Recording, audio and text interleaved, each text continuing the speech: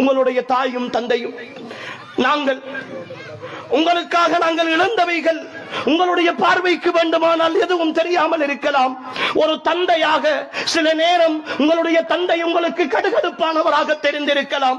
உங்களுக்கு முன்னால் உங்களை அதட்டி பேசுபவராக தெரிந்திருக்கலாம். உங்களுடைய உணர்வுகளை மதிக்காதவராக தெரிந்திருக்கலாம். ஆனால் உங்களுக்காக அவர் தூக்கம் இழந்த இரவுகள் எத்தனை தெரியுமா? எத்தனை இரவுகளில் அவர் கண்ணீர் வடித்திருக்கிறார் தெரியுமா?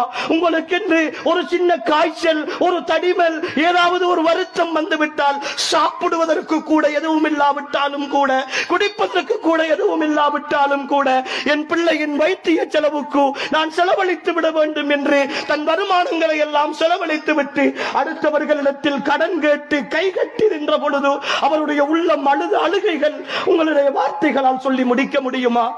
ஒரு தாயும் தந்தையும் உங்களுக்காக இழக்கின்ற இழப்புகள் அவர்களுடைய